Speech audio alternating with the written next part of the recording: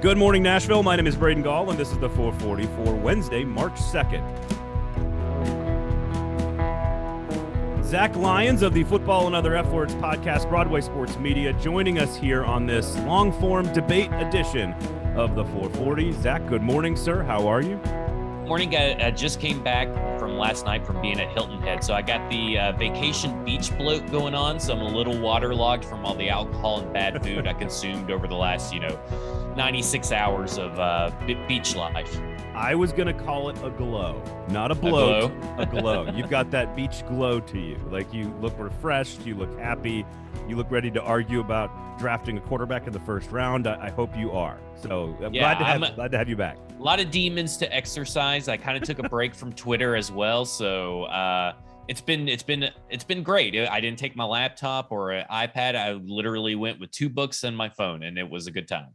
Attaboy. I love it. Reading actual books. I'm with you on that one, dude. That's all I do is read books as well. All right. So today on the show, we will discuss sort of the main topic on the show today will be around the Titans evaluating this draft class and should they be targeting someone in the first round? Is this actually the exact right draft class to go after somebody in the first round?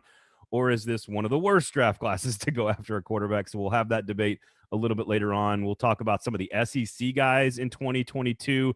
I think this has got a chance to be one of the best classes of quarterbacks in the SEC that we've seen in a decade. So we'll get into some of that as well. And maybe a question I have not heard many people discuss: what should the Titans do with Ryan Tannehill long-term if he is going to be here for more than just this upcoming season? What are the options for both the Titans and Ryan Tannehill? But first, let's begin with what you've been working on, and that will be the SWOT analysis of all the different positions for the Tennessee Titans. However, remember our great friends over at the Kingston Group, Nashville's award-winning, locally owned custom home and remodeling firm. If you're making a huge decision on your house, of course, the Kingston Group are the people you need to know. BuildKG.com is the website. I promise you, just go check out their work. You will not be disappointed. And whether you use them or not, they will make your life better, and you will learn something, and you'll make a better decision. So go check them out, the Kingston Group. Okay. BroadwaySportsMedia.com is the website, Zach. All of your stuff has been up there, going position by position, and you still got the defense to go, so we'll talk about that a little bit next week. But when you look at what you've learned so far, I think common logic, or at least sort of overwhelming thought, is this team needs to surround Ryan Tannehill with some more weapons, in particular a dynamic tight end, maybe some depth at wide receiver at running back, and maybe even rework the offensive line. So you've gotten through a lot of the offense. Does what you've learned match up with the sort of common logic about what this team should do in the offseason with its offense? Yeah, I think that it's not as dark and dire of a situation as everyone really felt it was at the end of the season. I think when you look at the opportunities that are at every level of the offense, that the Titans have plenty of ways to go to easily course correct basically the disaster that was the 2021 offense. I mean, it was still a above average NFL offense, depending on what you look at, but ultimately it fell short when it mattered. But you can fix that. Just like the John Robinson was able to fix the defense in one offseason, you can definitely look at this and say, man, there are some real opportunities, whether it's through rebuilding the offensive line, because let's be honest here, they're all getting older. If the same offensive line in 2021 started in 2022, first off, that's a bad sign. Second off, that would also be 4 offensive linemen that are over the age of 30. And to me, that has to be the most expensive and oldest offensive line out there as far as when you look at the age. You would only have one player, and that's Nate Davis, under the age of 30. But there's opportunity there to fix that pretty easily in the draft. The free agent market, not so much. You maybe have like 2 realistic opportunities to try and fix something, and that depends on what this team feels about Dillon Radunz, and we still don't really know what this team thinks about Dillon Radunz, other than he's a real go-getter and all that kind of crap that doesn't really mean much. It counts for something, Zach. Yeah. It counts for something. It does with this team. Being a go-getter for this team, for this front office and staff, means a whole lot more than actual talent. Look at David Quessenberry getting all the starts at right tackle this year. It's just because he was a feel-good story and he's just one of the guys, for the boys and whatever shit you want to throw out there that ultimately doesn't matter.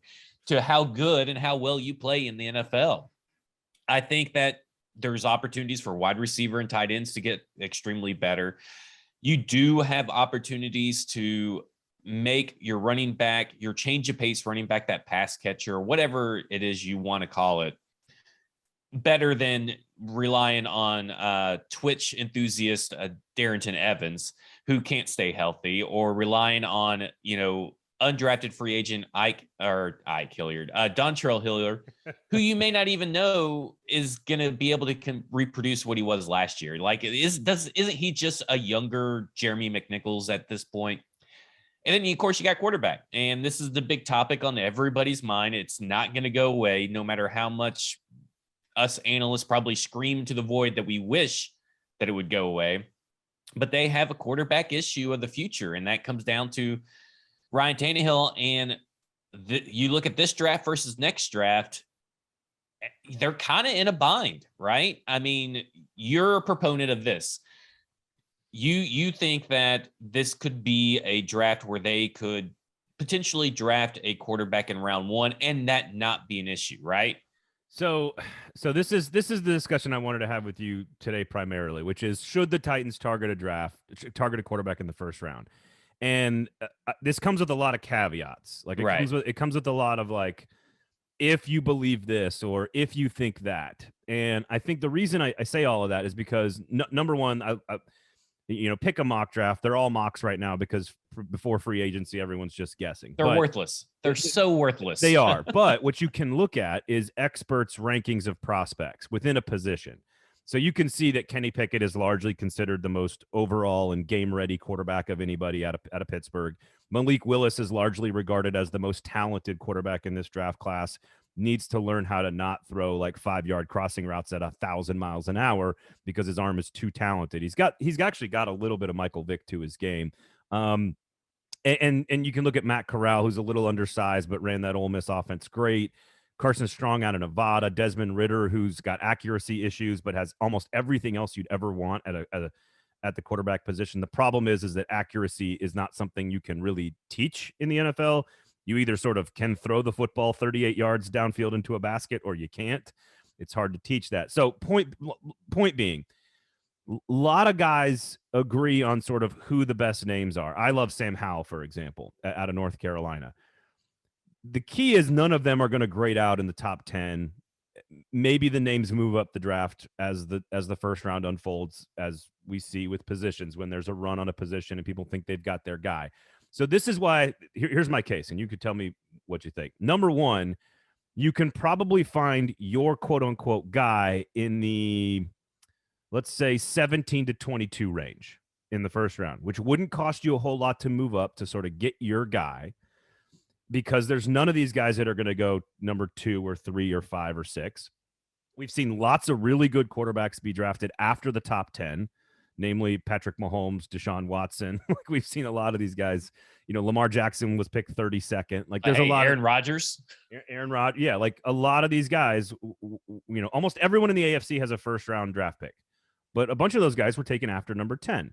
So the question I have is, if you trust John Robinson's evaluation, and if John Robinson feels really strongly about one particular player and that he can get that guy at pick number 19, 20, 21, whatever it may be, without having to trade a fortune to go get him, he can sit for a year behind Tannehill, who's owed $60 gazillion this year, but can come off the books next year for a fairly affordable out in the contract. To me, it feels like the perfect scenario to create a succession plan for Ryan Tannehill, with the giant if and but being, I always love a giant but, Zach. I love those giant buts. Being, you better believe in the guy you go get. If it's Malik Willis, if it's Sam Howell, if it's Matt Corral, if it, whoever it is, Kenny Pickett, you better believe that he is the starting guy. Now, giving up, drafting a quarterback in the first round doesn't hurt your franchise like it used to, when Jamarcus Russell was drafted, because the salary cap wage helps you keep those costs down. But that is my argument. That would be my argument. That is, this is the year you can find a guy at 24, at 20 develop him for a year because you know you've got Tannehill for this year, and then maybe move on to him the following season. That would be my argument why the timing works. But again, that requires you to definitely be sure that so-and-so is your guy. That's a hard sell, I think, for the fan base to trade up for a guy, because you don't have a second round pick, and then you're probably giving up your third round pick. Yeah, you have 2 fourth rounds. So you go from drafting one guy, and then you have to wait all the way to the fourth round, technically, without another trade up possibly, to draft players that you desperately need holes to be filled for. So I think that's a hard thing. And you would have to draft up it depending on who they like and if Kenny Pickett is gone. But Malik Willis seems like the guy for the Pittsburgh Steelers at number 20. And if he is your guy as well, guess who you're going to have to go jump up to 19th in front of them, because he's not going to, it's like Najee Harris. The worst kept secret of the 2021 draft was that the Pittsburgh Steelers were going to draft Najee Harris with their first round pick. And it's looking that is the way that this is going to go for Malik Willis and the Steelers. Everything about what you've heard so far, and sure, there could be some smoke screens, but just doesn't feel that way, right? It just seems it's a match made for those two teams. And if Kenny Pickett doesn't fall far enough, and Malik Willis is going to be there at 20th, and Kenny Pickett is not, you have to jump up in front of the Steelers, more than likely. That's a huge risk for this team as it currently sits, because like you said, free agency hasn't even started. We have no clue what the rest of this offense looks like due to free agency. So it could be a bunch of different, there could be more options. But then you're talking about trying to get a young wide receiver in the fourth round you can grow with AJ Brown. And then you got tight end needs, and then you got players like Dylan Parham and Tyler Smith who are perfect for this offensive line and what they want to do. Zion Johnson. Yeah, I mean, it's just, to me, man, is just such a huge risk. All right, and I can hear your apprehension, and I'm okay with that. I understand it, because again, I don't think any of these quarterbacks are starting star quarterbacks. I'm even making this argument by actually admitting I don't see a superstar in this group. Right. Now here, I know Teron. I talked to Teron Davenport on this show a couple of weeks ago, and he said his favorite quarterback option in this class was Desmond Ridder out of Cincinnati. And and I like Sam Howell out of North Carolina. Here is a twist to all of this. If they all start to fall, and you can move back from 26 to 30, or even into the second round, which of course there's some contract issues there when you move back. But let's say you love Desmond Ridder or you love Sam Howell. Again, I don't like Ritter's accuracy issues, but he's a great leader, big size, athletic, sort of can do everything that the Titans want him to do. Absolute winner. I think he's a really nice player, but you could get him maybe like in the 40s. What if your guy in John Robinson's evaluation process is, all right, Ridder or Sam Howell, and I'm going to get him at 38, and you move back, you pick up an extra second round pick. Now, how do you feel? I feel great. I mean, I think right. Here's the difference is, I think that if you don't have to lose draft picks, but you can pick up extra draft picks, that's a win for any time. I don't think there's not a first round guy outside of maybe the wide receivers, specifically the SEC wide receivers, Treylon Burks and Jamison Williams. I don't think that there's a guy in the first round that you have to have, that you can't find a guy of equal value. Like, okay, those are great wide receivers, but you could probably get, with that extra second round pick, a quarterback and John Mechie, or you can get George Pickens. Like, you can get these guys that the value is a little bit more even kill for everybody. And then you still can use your other draft picks like you should on tight ends, offensive tackles, offensive guards, all that kind of stuff that you need. So I'm with you. The problem that I have, the Titans are just in a tough spot, because if you draft a quarterback in the first or second round this year, then that guy's got to be ready for next year. Not necessarily that he has to be, but ideally you want that guy to be the guy to take over Tannehill. If you hate Ryan Tannehill and hate his contract and want him gone, the best thing that Titans can do is find a quarterback that they love in this draft, because you're not going to be in a position, because Ryan Tannehill is good enough to keep you down in the low 20s and high 20s, I guess. and low 30s in the draft board and the draft process, which is going to make it harder for you to get a guy next year that is this top tier. These people who want you're not going to get you're not going to get Bryce Young. I'm with it. I would love Bryce Young, but you're not getting him. Right. There's just no way, unless Tannehill goes down with an injury, which, knock on wood, no Titans fan should really want, because then it's a wasted year. You've wasted everybody's year once again. Again, maybe you could get up to like 8, 9, 10, 11, 12. And like the Chiefs did with Mahomes, they went up and got a guy. Or Deshaun Watson was actually drafted outside, I believe, of the top 10. You know, you could go up and get those guys, but Bryce Young's going 1. Like he's right. Like you can't get from even if the Titans are like 22nd in the draft, which would be like a wild card team that loses in the first round, which I wouldn't pick that. But let's say it happens. Even that's almost impossible to go from 22 to 2. So I agree. So this also leads us to, all right, last question. Matt Corral at 26. Yes or no? I would be fine. I think it'd be a very indifferent. I'd be like, okay, well, I can see why they did it. I can see that there's going to be something there to improve upon, and this gets you a lot of Ryan Tannehill insurance. And then, you just wait till the third round to grab a wide receiver, which, listen, here's the thing. Everybody thinks these wide receivers or these players, there's only 32 players that can go in round 1. Yeah. they all can't go. Yeah. Christian Fulton ends up in the second round. Harold Landry ends up in the second round, and you just snap them right up. It's how it works. And everybody's this year, more than any year so far, is that everybody's top 100 or their big boards are drastically different. You're going to find wide receivers in the third round that can do what your second and first round wide receivers can do, because eventually there's only so many players that go in those 2 rounds. Here's my issue with Matt Corral. I love the college player. He's Baker Mayfield to me. He's short. He's undersized.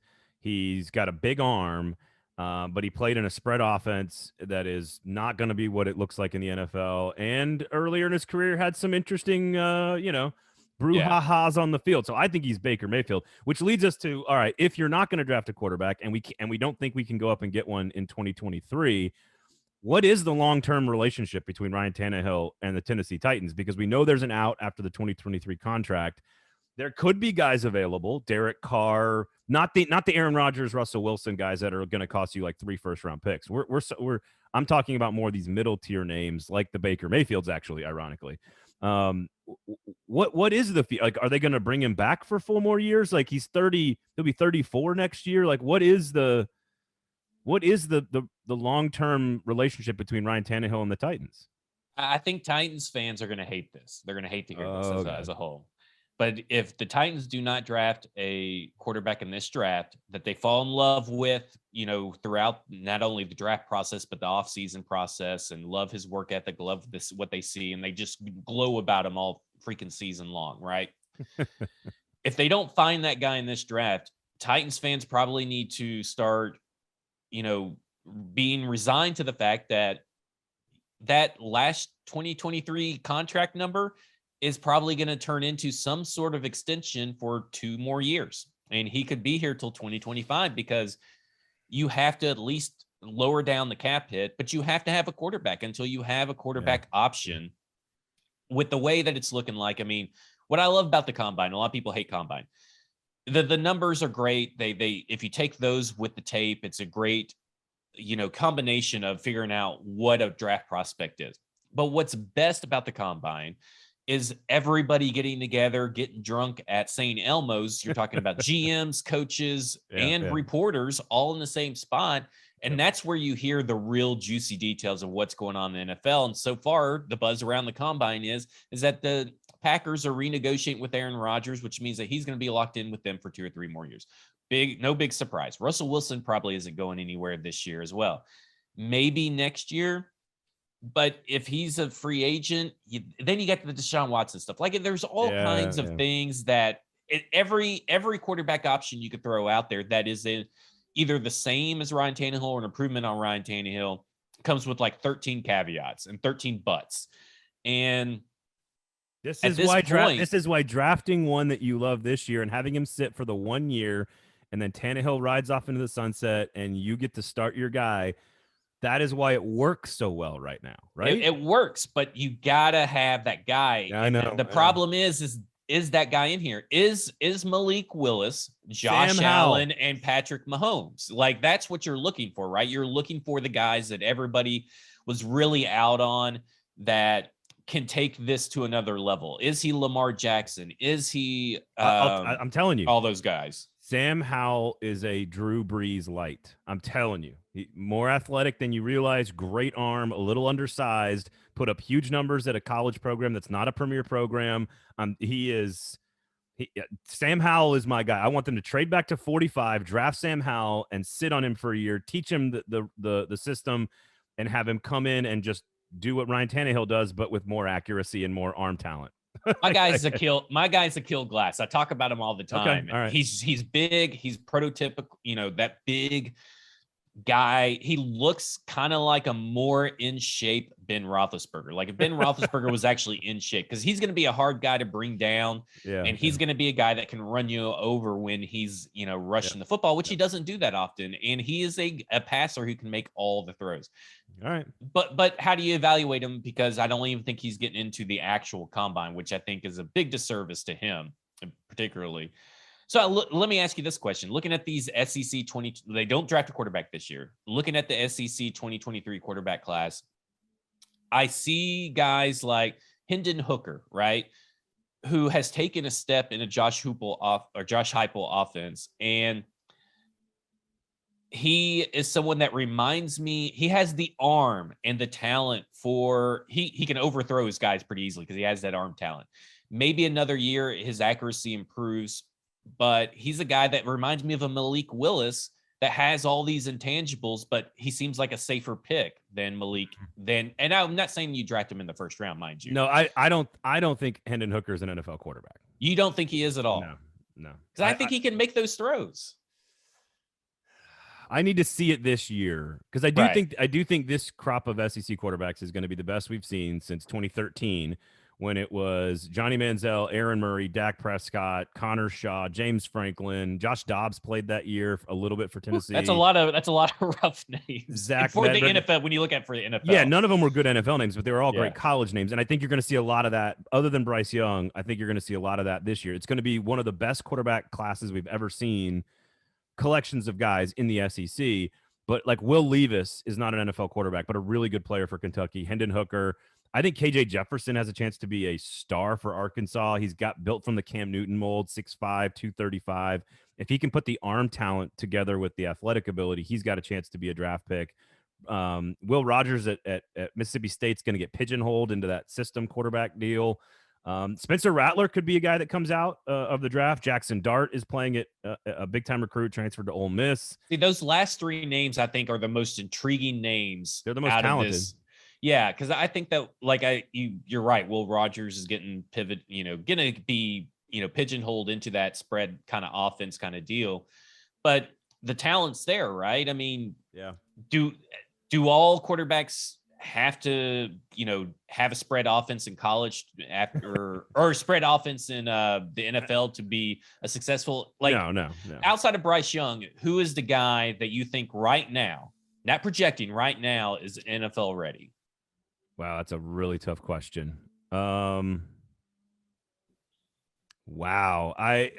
NFL ready right now, or the best shot. It might be KJ Jefferson at Arkansas. It might be him because of the sort of this, like, he would go to the combine and just wow people.